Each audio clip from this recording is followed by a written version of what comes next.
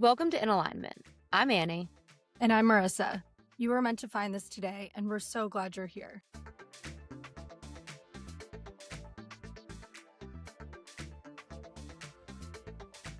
Welcome to our first episode of In Alignment. After building and running Let's Feel Good for the past year, growing this community, connecting with so many incredible women, and moving deeper through my own healing journey, I'm excited to formally introduce you to the launch of our podcast, In Alignment, and our new company Shift.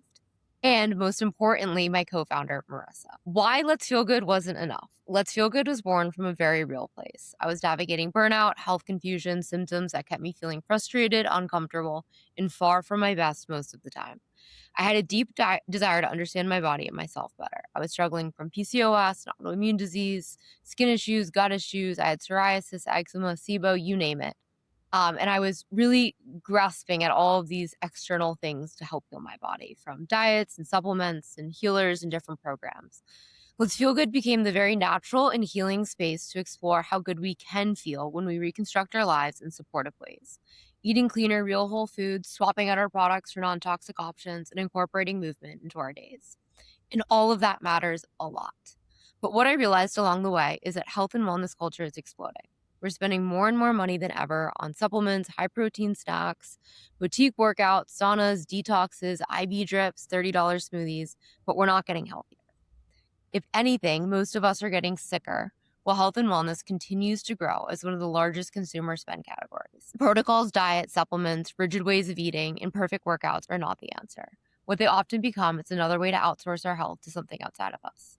In many cases, the wellness industry unintentionally reinforces this disconnection. We override our signals, we chase fixes, and we stay focused on controlling the body rather than listening to it. We believe this disconnection from ourselves is at the root of many chronic health issues. Not even just chronic health issues, but issues in relationships, in lacking career and purpose, in burnout, in fatigue, and insomnia, and infertility. Let's Feel Good helped us feel better, but it did not help us understand why we feel so bad to begin with. Marissa and I realized that the demographic spending the most on all of these health and wellness tools and supplements and protocols are women, ages 25 to 45, and younger than that and older than that as well. And we are also the ones struggling the most in navigating breakups, in shifting friendship dynamics, in wanting to start over in our career, not feeling fulfilled in our lives, with hormone imbalances and weight issues and inflammation and insomnia and anxiety and depression. And it feels like no one's really asking, why do we feel so bad to begin with? Which is exactly what we are building Shift to solve.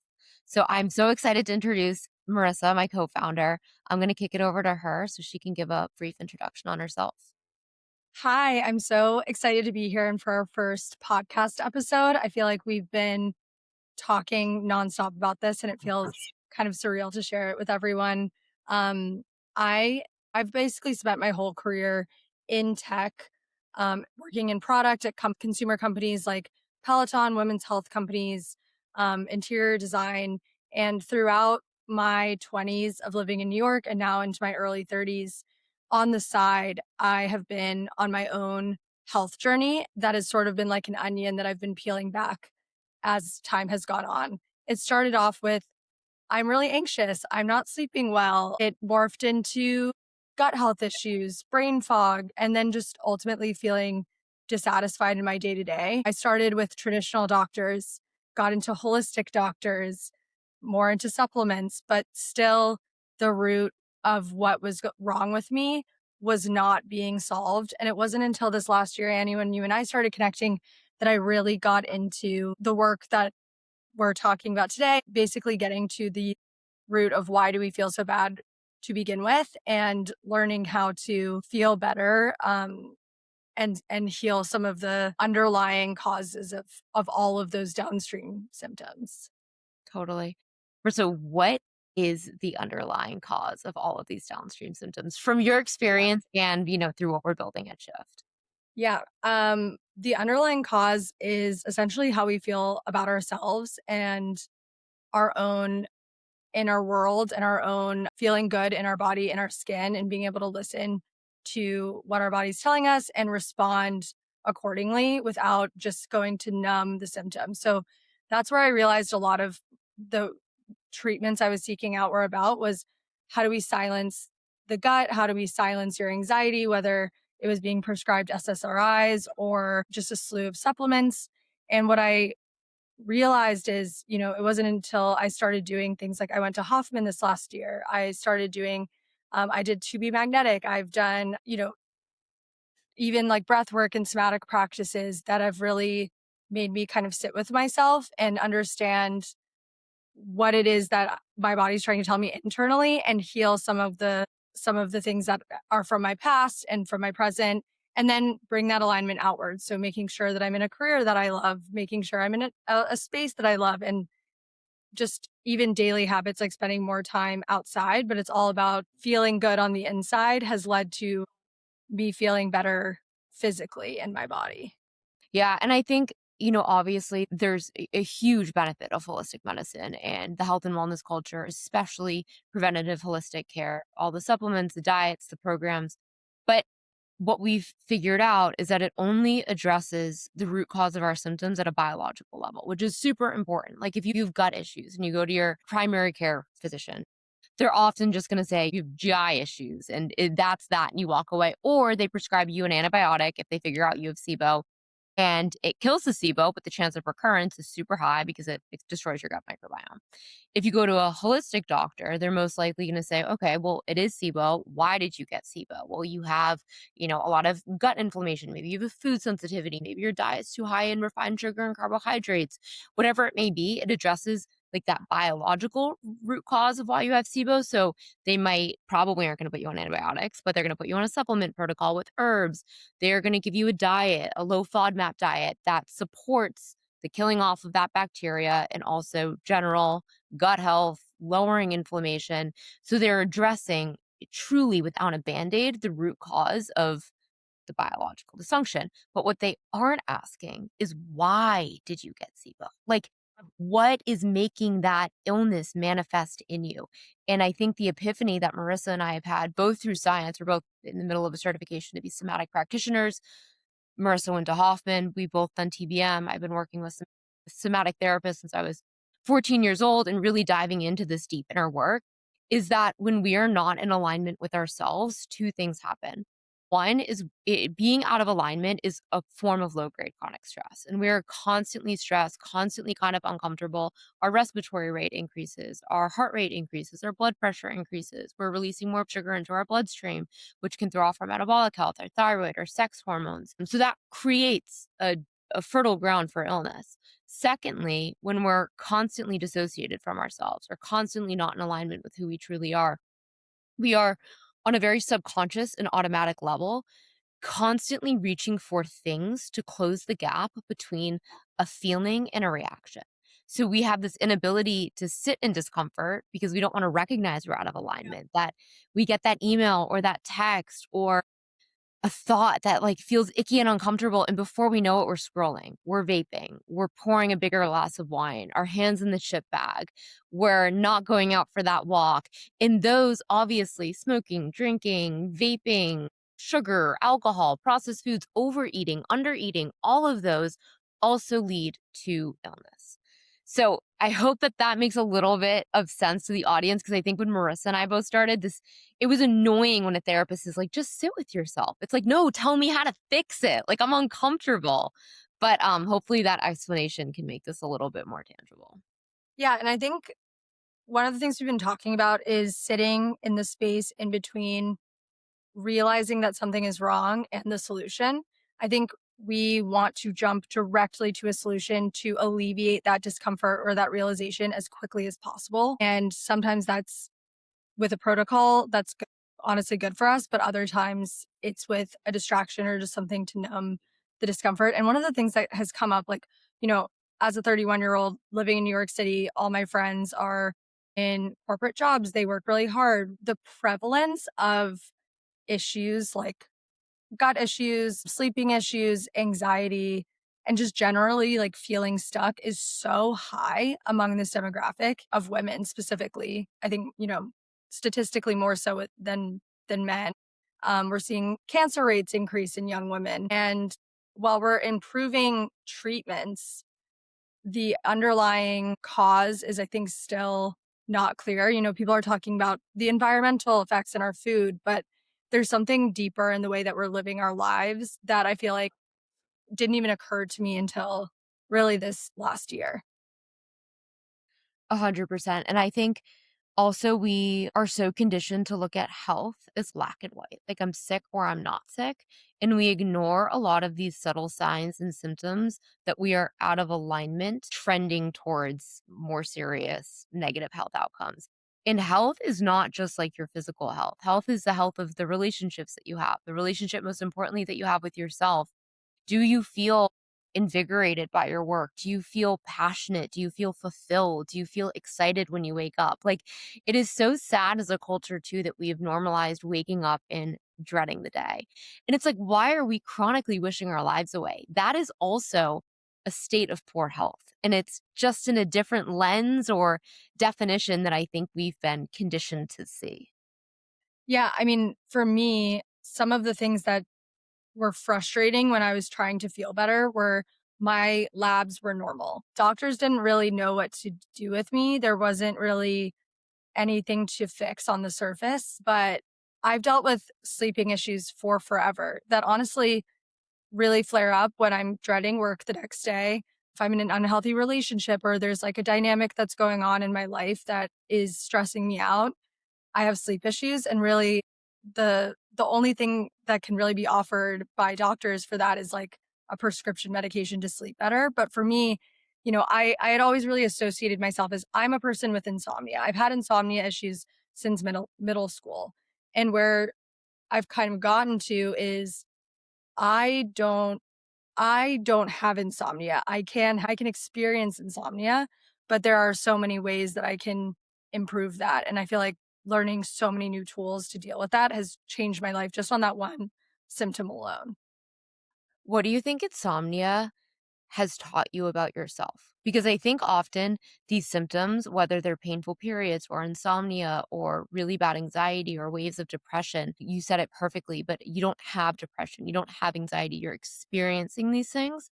And I think when we're so quick to swat it away with a prescription, like here's Ambien for your sleep, here's an SSRI for your anxiety and depression, we're missing these really critical signals that our body is trying to communicate deeper messages with us, that if we listen, we learn so much and we can heal at such an incredible levels.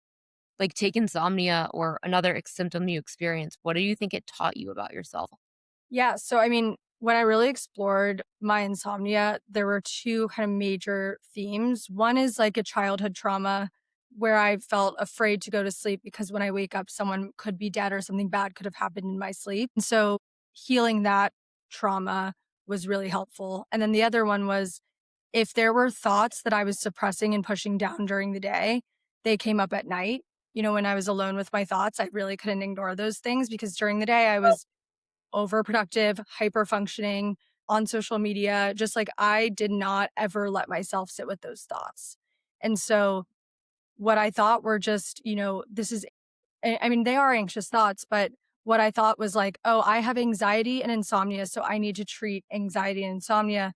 Where I've gotten to now is the thoughts that I was having at night that were really hard to sit with. Like, is this career right for me at certain points in my life? Is this relationship right for me? Learning to actually give myself space to sit with those thoughts and not just push them down. And doing that in the day and doing that in healthy environments has taught me the skill of like listening to myself in a way that I wasn't before. I was able to push those thoughts away all day long until I was alone in bed at night. And now I intentionally listen to those thoughts during the day. What does that look like? How do you even sit with yourself? It's such a good question because I was like the biggest hater of meditation for so long, not because I didn't think it was great, but just because it was the most frustrating experience for me to sit there and my mind would just immediately wander. I have like such an overactive to-do list going on in my head. I'm very type A. I'm like, there are 10 things I should be doing. I can't just sit here and breathe. And I also was always running away from those thoughts. So practices like meditation were really uncomfortable for me, and it took having a few different professionals and then also my Hoffman experience, frankly, recently, where I was totally disconnected and had to sit with my thoughts, that it is actually about giving yourself full space and focus, letting things come up and just paying attention to them, not ascribing like a ton of value to them, not saying like this thought is so significant or important, but just like hearing it and wondering where that came from, getting curious about it. And I think that before that, I was just so immediately shutting down any thoughts. So even that subtle difference of like, I'm going to listen to this and consider it and be curious without being judgmental of it. That was like a massive shift for me in how I approached my mind. For you, was that something that you had to learn too? So uncomfortable. I spent my whole life avoiding. I mean, I would avoid through extreme perfectionism, super type A, definitely like overeating, eating too quickly as soon as I felt discomfort. And I truly believed that if I was constantly being performative, getting better at something, being the best at something in school, if I got like a 95 on a test, I'd be upset. Like, that's weird. That's not normal. And it was so this hyper fixation on how can I get out of my body as fast as possible and latch onto all of these things that I can control, Yes. over making sure I worked out a specific amount 7 days a week. Or if I was told that, I don't know, in college, it was like the paleo diet was good. If I'm perfectly on a paleo diet, then I will never get sick. It's like, how much can I control externally to one, never have to sit in my own skin. And secondly, try and mitigate as much uncertainty as I can from my life. Like, I think perfectionism, type A, never being embodied, it makes you feel like you have a false sense of control over your life. The other really important thing that I wanted to ask you to expand on a little bit is that there, not to make this black and white, this is a very simplified explanation of this, but there are often current stressors in life. Like, I'm currently unhappy in this relationship. I am currently feeling lost or unsatisfied in my career. And then there's stuff from our past, from generational trauma that is passed down through epigenetics. There is, something that happened to us in preschool that is sitting in the back of our subconscious memory. There is middle school stuff. There's family stuff. And that still is coming up in our day to day if we don't integrate it. And I think sometimes there's this feeling of this stuff happened to me, therefore I just have anxiety or I just am depressed.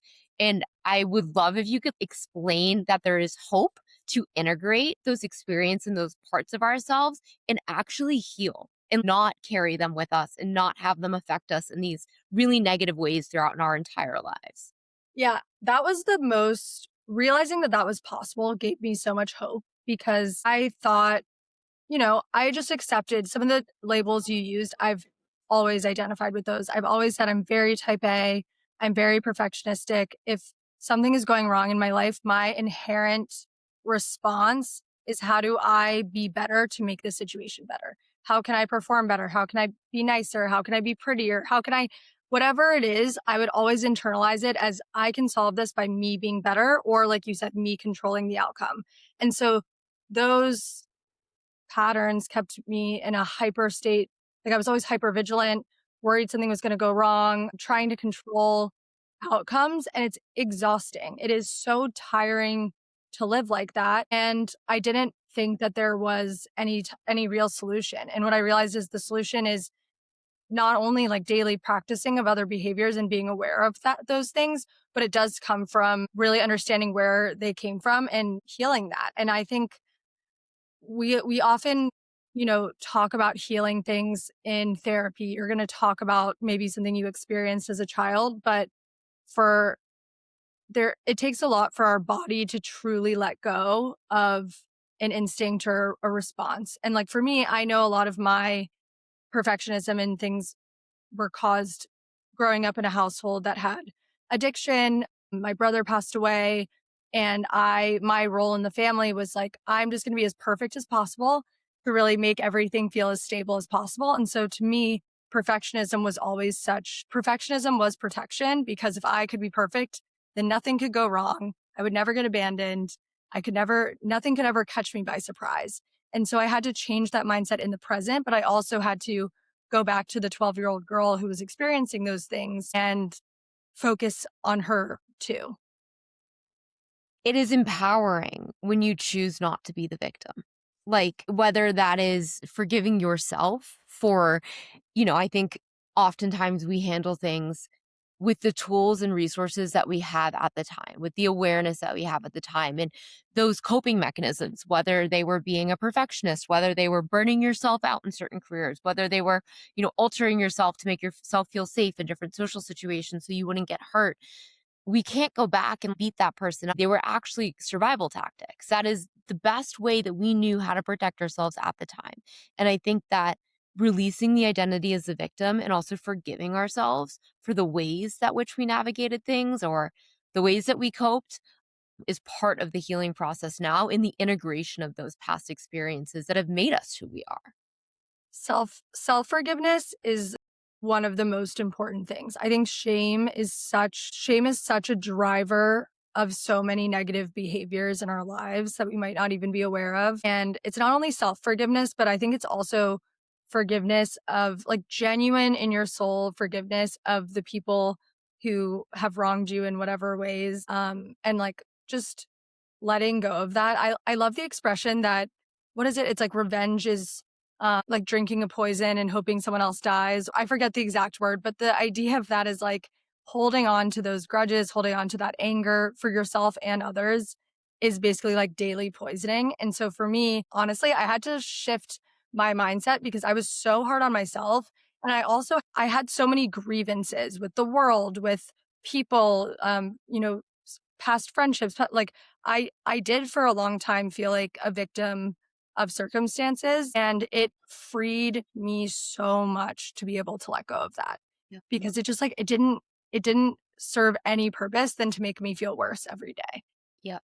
And it's like hard to do, but it's like a daily practice. I don't know. Yeah. The responsibility turns inward when you release the identity of the victim. Yeah.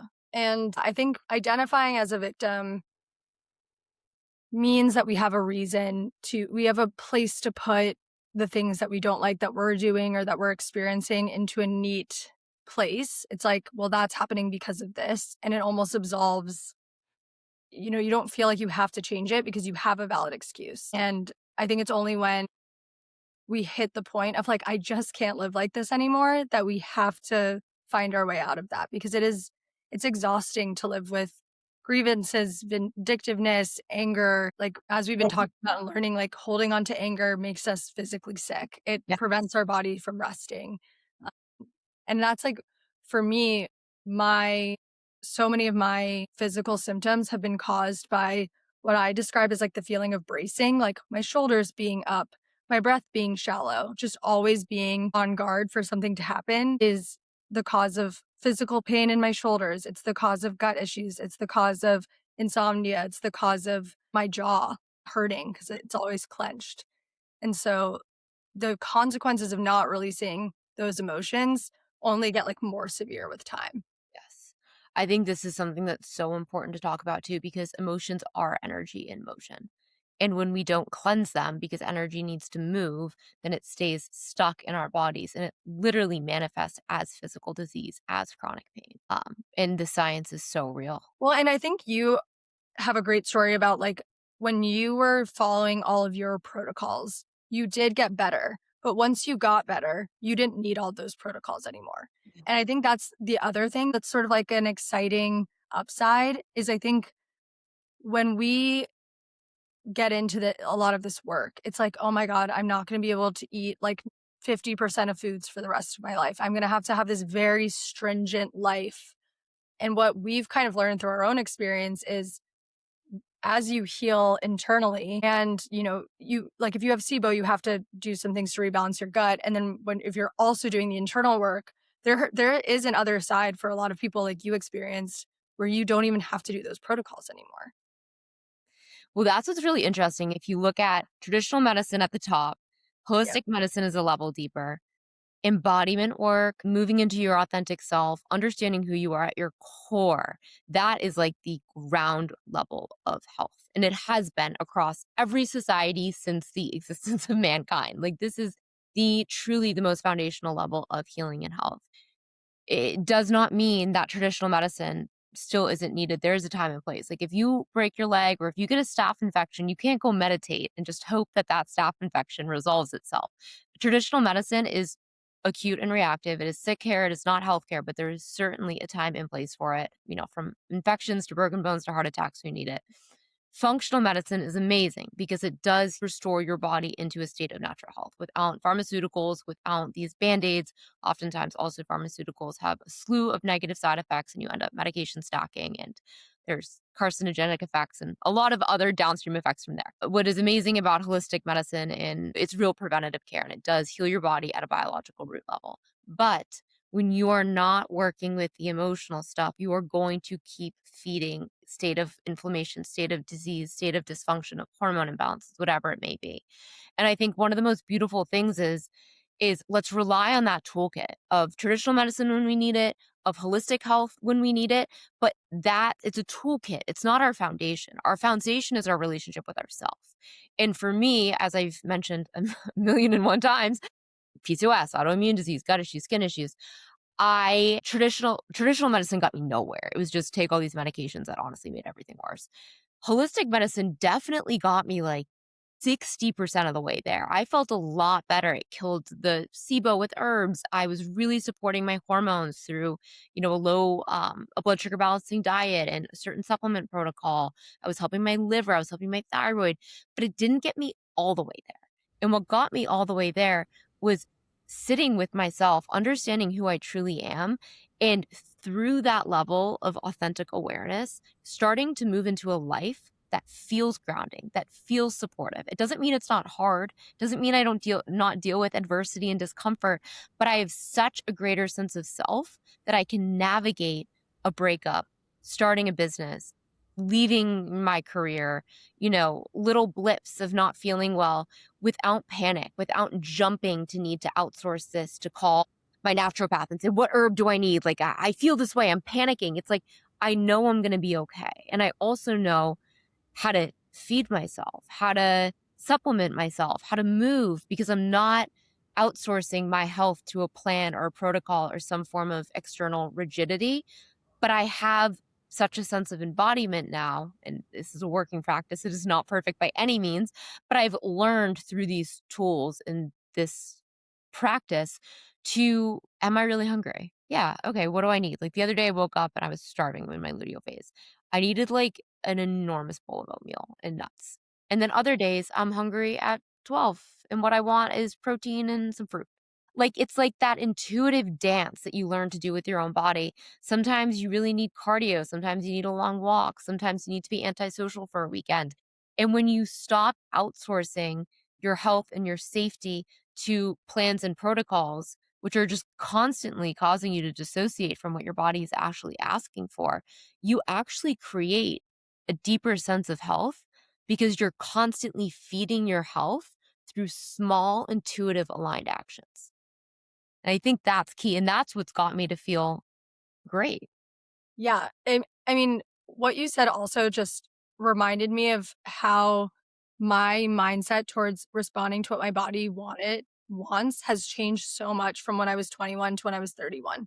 Like when I was 21, my relationship with my body was like, you don't deserve more food. We're eating 1,200 calories a day tops no matter what, like this unhealthy relationship with food.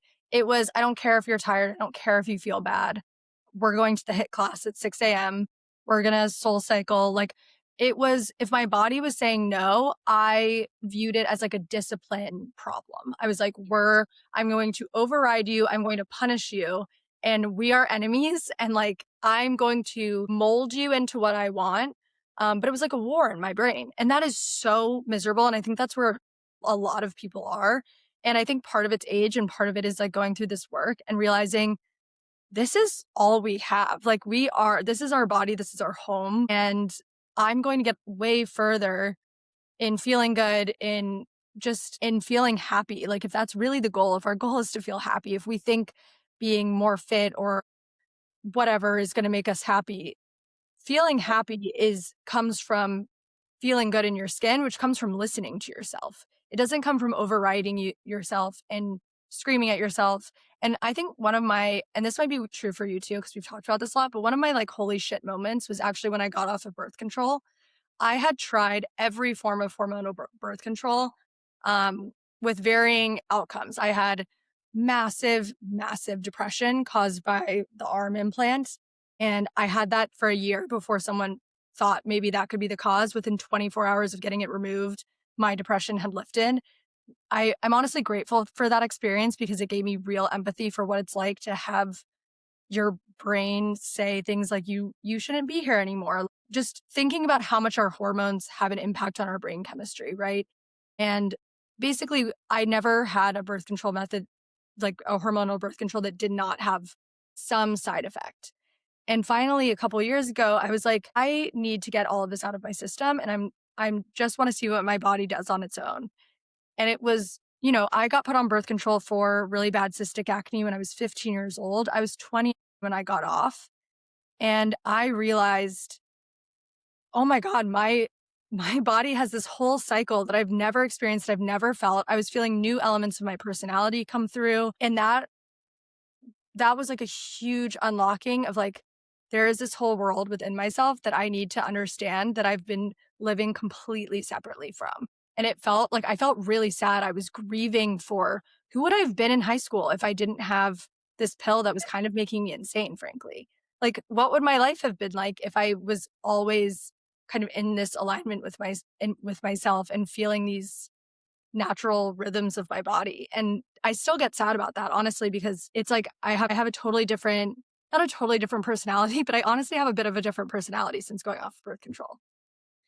There are so many options for women that we don't talk about. I remember I went on it similar to you at 15 years old for excruciating periods. Like I literally would have to leave school.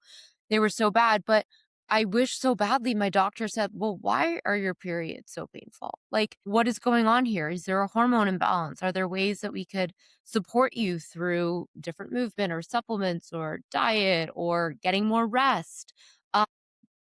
And instead, it was just, "Let's slap a Band-Aid on it," and similar to you, I went off at I forget how old, 3 or 4 years ago, and, all of my symptoms got worse, and I'm also really grateful for that because I was like, "Whoa, we gotta dive into this. We have to figure out what has been so imbalanced for so long." And similar to you, I think we talk about this a lot, Marissa. I think both you and I had this epiphany a few months ago, but our luteal phase, like, it is beautiful how women are 4 different not 4 different people, but we operate very differently at the 4 different parts of our cycle, and the luteal phase is often when you're more sensitive or you're a little bit more tired or you're a bit more emotional, and for so long, it's, "I wanna be on birth control so I don't have to deal with a period, or I don't have to deal with PMS, I don't have to bleed." Well, bleeding is so incredibly healthy for your body. It is a woman's 5th vital sign, and even the PMS of the luteal phase, when you are slightly more sensitive, a little bit more tender, a little bit more emotional, that period provides us such critical information as to what is aligned in our lives. And like, why are we shaming and trying to rid of our sensitivity and our emotions and the ebbs and flows that we have as women when it is our superpower? I totally agree. Similar to you, I don't want to totally demonize birth control. Obviously, the existence of it led to amazing enhancement for women's lives. Like we would not be here where we are today probably if hormonal birth control didn't exist. But I'm also a big believer in informed consent. And no one ever once told me what this could do to my body beyond just like, oh, you might not get a period. This will alleviate your symptoms. I was never told you're actually not going to experience a cycle. Like I thought because when you're on the pill, you get a period. You're not actually having a real period. You're not ovulating and your body's sort of in this perpetual luteal phase. Probably the least enjoyable part of my cycle. I'm learning to appreciate it and love it, but like it's not it's not the most energetic, the most, creative, or actually it's pretty creative, but you get what I'm saying. It's like I never was told that. And when I repeatedly had issues with birth control, alternative options were never presented to me. And also, I was told if I go off, all of these symptoms will come back. So, like, my acne will come back, my PMS will come back. And it was really presented to me as this is the only solution for those things. And similar to you, after I got off, I had to do a lot of hormone balancing, which I achieved through supplements, cycle syncing. I started And like this was when I was just following a plan. Now I actually just can listen and I want to go for a run. Like if I'm about to ovulate, I might want to go for a run. If I'm 2 days away from my period, there's no way in hell I'm running, but like maybe stretching or a walk would feel good and that's okay. But I think the for me, what upsets me is not that these options are available because especially right now, like I want women to always have all the options available. I just want them to go into it knowing what is happening to their bodies and knowing what alternatives across the board could be for treating their symptoms, for avoiding pregnancy, for whatever it is that they're going on birth control to solve. And especially for young women who are 14, 15, 16 years old, educating them about their cycle, because I didn't learn any of this until I was 29. And I think too, if you go to your primary, you go to your OBGYN with these symptoms, having, yes, birth control is an option. Let's walk through all the different birth control types if you want them. Also, here are the risks because people are not talking about the risks of birth control, which are, I mean, birth control is a carcinogen, which is crazy to think about that we can put that in our body every day. But like there's a time and place for it. And I think that your point on having those options as women is so important, but also understanding that you have other options. Because I think that there's a lot of people that if they truly understood either how to prevent pregnancy naturally or how to manage their symptoms and feel better in their bodies by healing the root. Like there so few people, and it's not our fault. I didn't know until I was maybe 26, 27. You didn't know till you were 29 that there are ways to rid yourself of period pain or to regain a regular cycle or to heal your cystic acne without going on spirulactone or a birth control pill. I think if we focused on providing all of the options equally weighted to women and letting them make a decision that feels most aligned and intuitive to them. And that point is so important. But yeah, I don't know. It is crazy. And I think that we have come to feel this pressure to operate as men and to be ashamed for feeling weak or for feeling more sensitive or for not having the energy. Like during your luteal phase, probably not going to want to be in the office until 7 or 8 p.m., or there's certain times of your cycle where you're also not as social. And I think as women, we have just come to feel so much pressure to always be performative, to never show weakness. And it's sad that rest and saying no to things or leaving the office at like a reasonable time would even be classified as weakness, but somehow it has in today's modern hustle culture. But I think kind of reconstructing this narrative and giving women all of the information that they need to make the right decision, and then also normalizing our ebbs and flows, our sensitivity, the things that we need to support our body that are inherently very different than men. Yeah, totally. I actually, when I was started learning about women's hormones, like our own hormones, I read This Is Your Brain on Birth Control, I think is the book I read. And it also goes into men's hormones, which had never really occurred to me. And men obviously don't cycle. Their like testosterone is triggered by events when they need it. And so it's just interesting to think like how men move through the world versus women and how much our society is built for, yeah, like for men essentially. And so we try really hard. I think birth control helps us fit into that society. Like it helps keep us on one level all the time. And that is like, one of the reasons that I think women benefit or like continue taking birth control, because it does make all of that a lot easier. And then the other thing I think you and I both have a similar journey with this, but I also did not realize the impact of certain lifestyle decisions and the effect on like my mental health and my overall well-being until I was approaching 30. And for me, the main one there was alcohol. I think now this has widely entered the discourse, but the fact that drinking can cause anxiety, depression, and perpetuate or make worse anxiety and depression was not something that was like openly talked about. Obviously, people talk about anxiety and things like that. They're like, oh, I feel so anxious after a night of going out. But for me, another unlock was like, if I keep drinking the way I was drinking in college, I have no, like, my brain doesn't have a chance to feel as good as I want it to feel. And I think this is another really good point too of sometimes you don't know how good you can feel until you feel good. And I Yes. think that when we're constantly like I was similar to you all of college, drinking so frequently, even out of school, drinking a ton, you don't really know how fast you can think, how clear-headed you can be, how lower your anxiety and irritability is, how much better your sleep can be, how much more leveled out your hormones can be. Sometimes you do not know how good you can feel until you remove something like that from your life. Yes. So 2 years ago, or was it, yeah, I think 2 winters ago for the first time, I did something called the 75 hard challenge with my mom. And this was before this was like one of my first kind of experiences doing something that I consider this to be a major shift in my life, because the rules for this challenge include doing a workout outside every day. And for me, it was walking. It was New York City winter. I was wearing boots most of the time. So I went on a walk 45 minutes a day, all winter outside. And then one of the other ones was no alcohol. And one of the other ones was that I had to read every single day. So I started reading books, and it had to be a book that like bettered you. So I started reading some of these books. But the two biggest shifts from that for me were spending 45 minutes a day outside, even in the winter, and not drinking.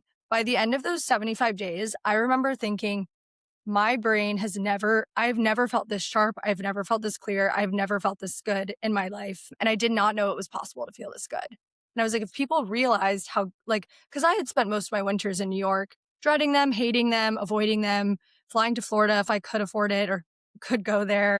And it had never occurred to me to like just lean into it and get outside anyway. And I had done things like dry January, but it actually takes your brain 3 full months to fully reset if you stop drinking. And so I had never really gone long enough without drinking to feel the like full effect it had on my brain. And Well, I no longer get seasonal depression. Like it's amazing. leaning into winter is also embracing it and going outside in the cold. Like this morning, I went out for like a 15-20 minute walk before I started work, and I was like, "Oh my god, I feel like alive." Like I honestly, I prefer sometimes the cold to the heat. But and I just think like literally leaning into things and embracing them, you'd be surprised at how much better you feel. But I'm curious to hear what, because you really don't drink at all anymore, right? Well, it depends. I feel like I have ebbs and flows. Like I'll go 6 months without drinking at all, and then it'll be summer and I'll have some weddings and I'll kind of fall back into it.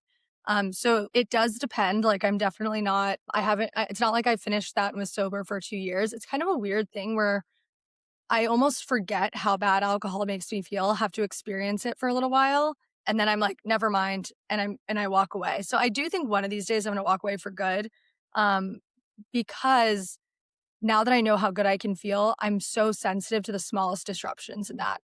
Like 1 or 2 glasses of wine is going to wake me up at 4 AM, and I'm not gonna get the sleep that I would normally get. I'm not gonna feel sharp in the morning. My skin's gonna look worse.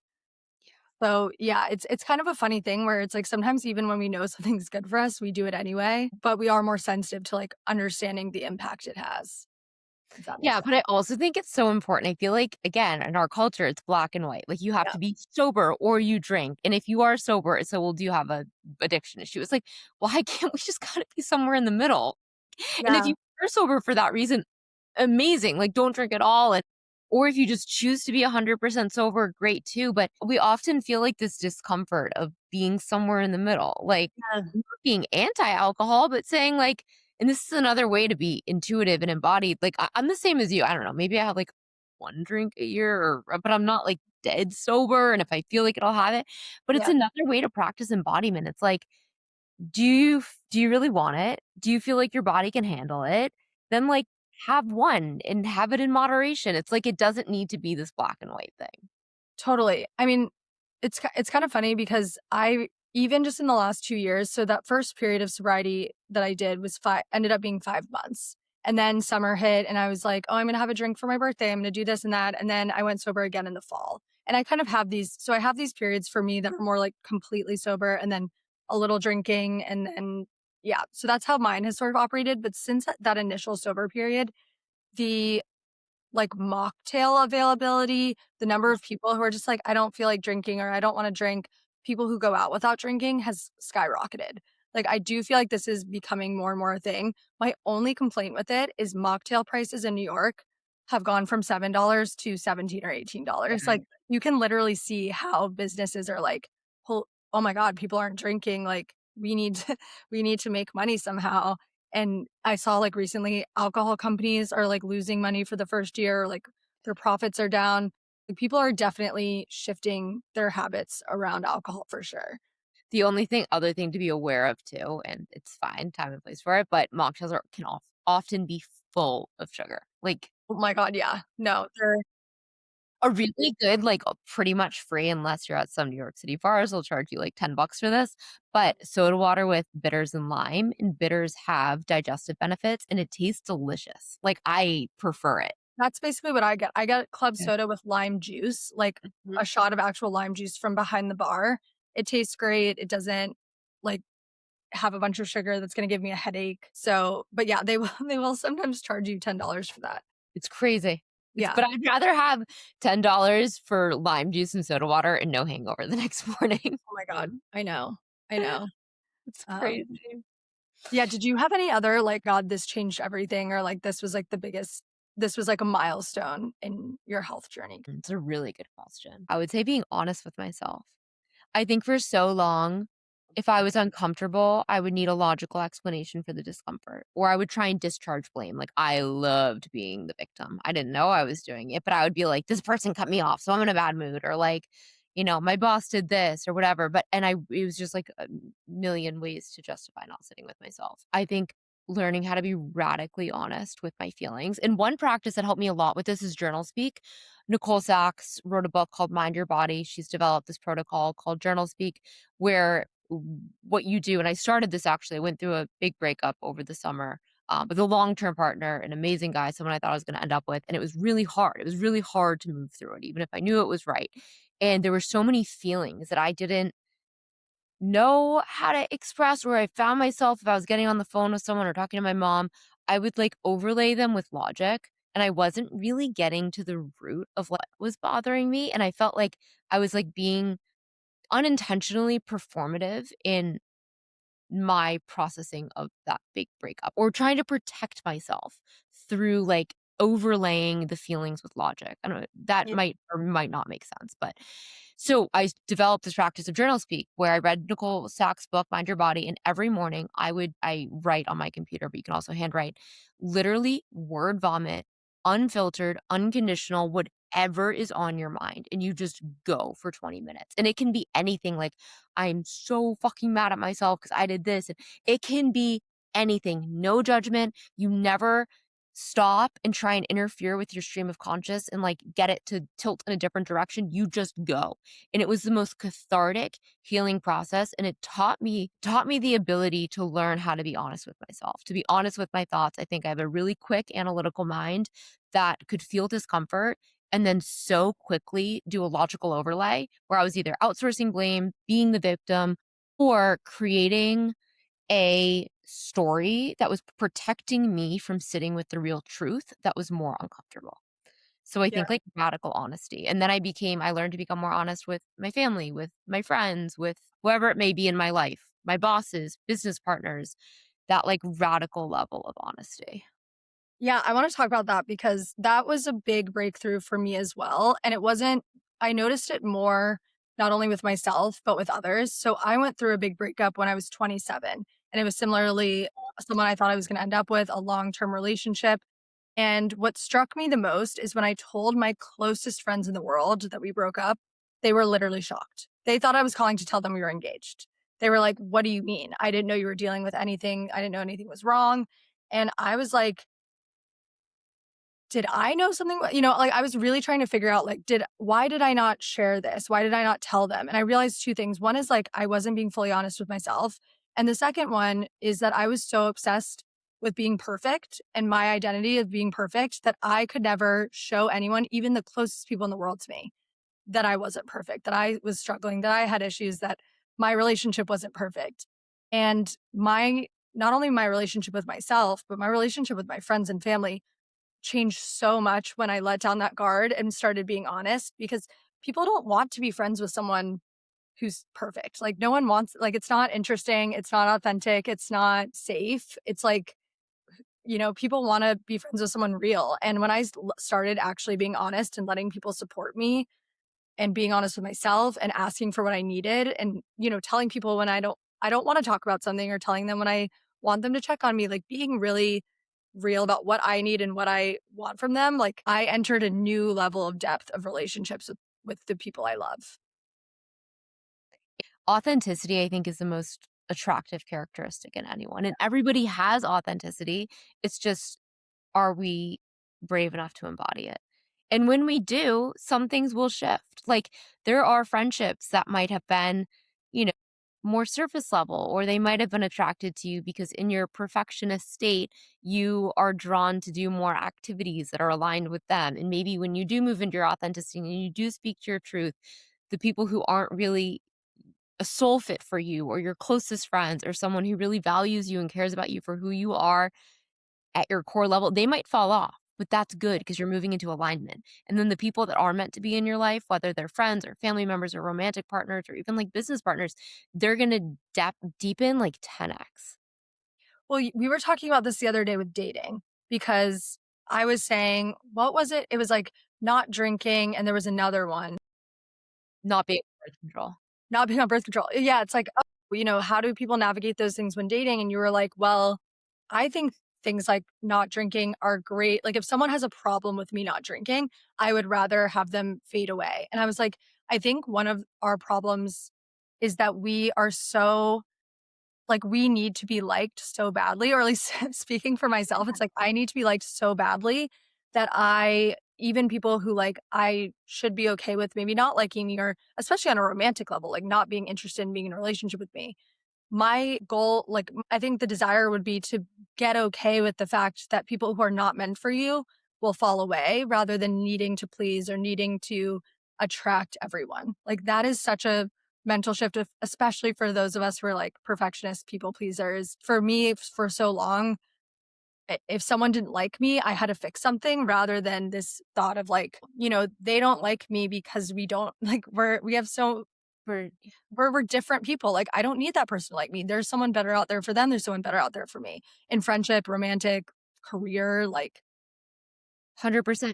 And I think too, what ends up happening is that we start altering ourselves. We start deviating from our authentic selves more and more and more and more to match what we think that person will like or accept.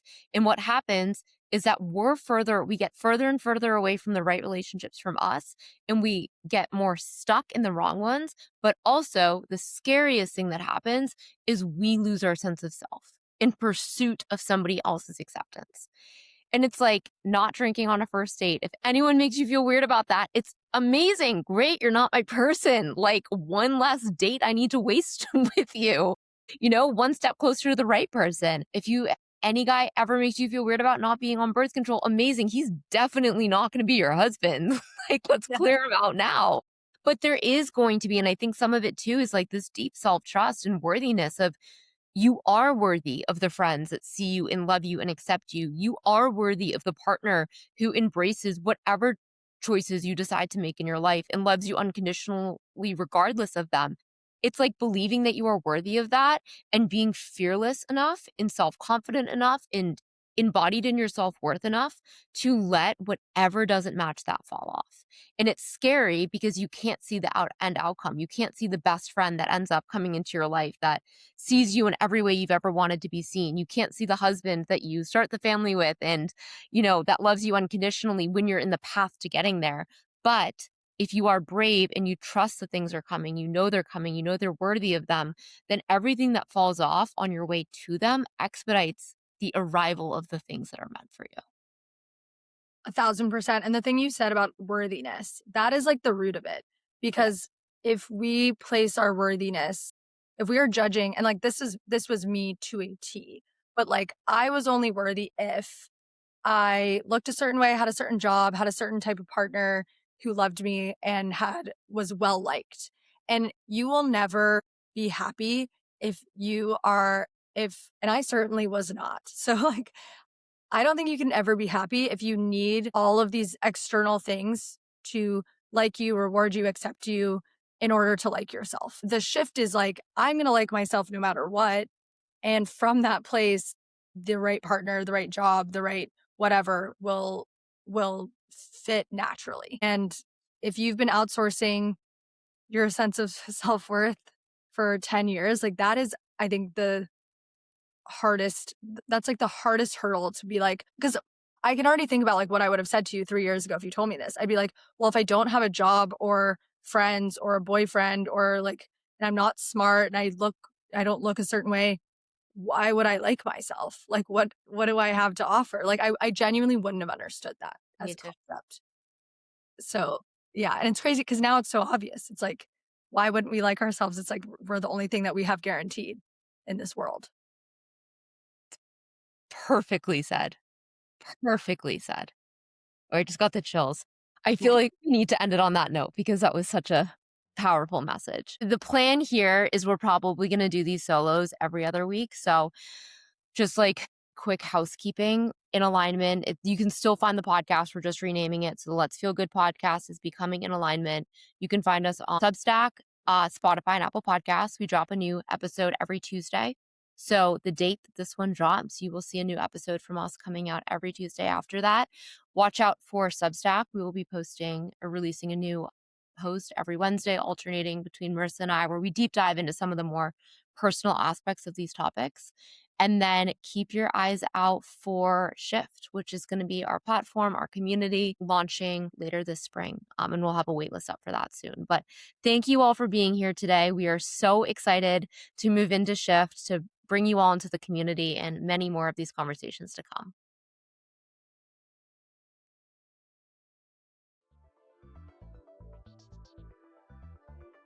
If something in today's conversation resonated with you, take a moment to pause and notice where it's sitting within you. Living in alignment is not about fixing yourself or becoming someone new. It's about listening, trusting, and slowly coming home to who you already are. Thank you for spending this time with us and for being part of this community. If you enjoyed this episode, you can subscribe, leave a review, or share it with someone who might resonate with it too. See you next time.